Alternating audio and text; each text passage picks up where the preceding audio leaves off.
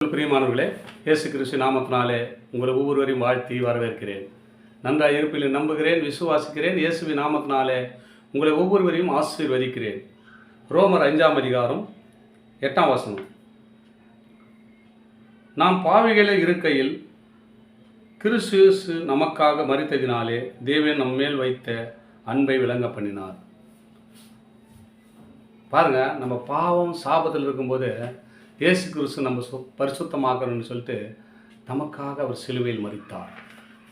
நமக்காகத்தாங்க. நம்ம இருக்க 2 பூலோகத்தில் 33 வருஷம் வந்து வாழ்ந்து காட்டி முடித்து விட்டு தன் சிலுவைக்கு கடந்து போனார். யாருக்காக? நமக்காகத்தாங்க.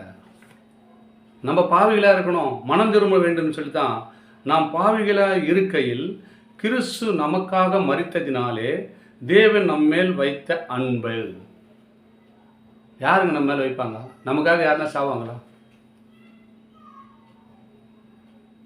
நல்லவனுக்காக யாருன்னா ஒருத்தன் மறிப்பாங்களா? நல்லவனாகிறேன் அதனால் உனக்கு உயிர் ஒன்று விடுவாங்களாங்க? யாரும் விட மாட்டாங்க. நம்ம எல்லாமே பாவிகளாக இருக்கிறோம். நம்ம பாவிகளுக்காக ஒரு ஜீவனை கொடுக்குற இயேசு பாருங்கள், எவ்வளோ ஒரு அற்புதமான தேவன். எவ்வளோ பாருங்கள், ஒரு அன்பு பாருங்கள். அந்த அன்பை தாங்க விளங்க பண்ணுறாரு.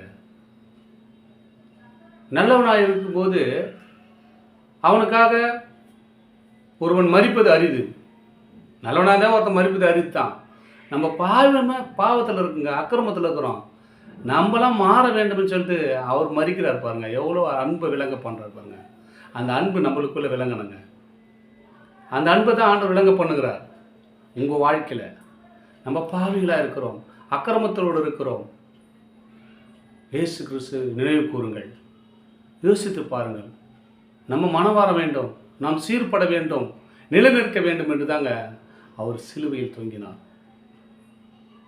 நம்ம மாற்றிக்கொள்ளுவோம், பாவத்தை சாபத்தை விட்டு வெளியேறுவோம்.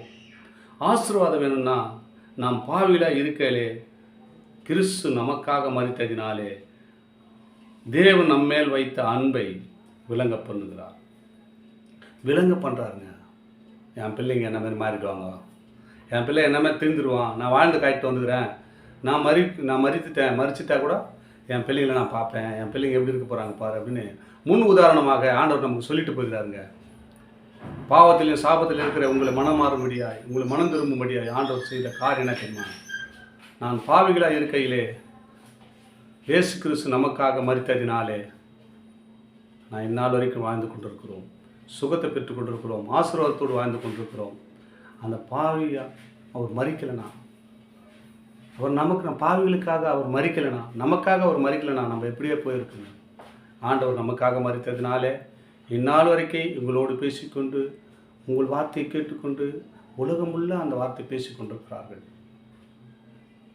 பாவிகளாக இருக்கையில் நல்லவனாக இருப்பது ஒருத்தனும் நமக்காக மறிப்பதே அரிதுங்க. ஒட்டுமொத்தமாக பாவத்தில் இருக்கிறோம். நம்மளாம் மனம் மாற வேண்டும், பாவிகள் ஆசீர்வாதமாக இருக்க வேண்டும், நல்லவனாக மாற வேணும்னு சொல்லிட்டு அவர் சிலுவையில் மரித்தார். விலையேறப்பட்ட ரத்தத்தை செஞ்சினாருங்க. அந்த ரத்தத்தின் பிரமாதமாய் நம்ம இந்நாள் வரை ஆசீர்வாதமாக இருக்கிறோங்க.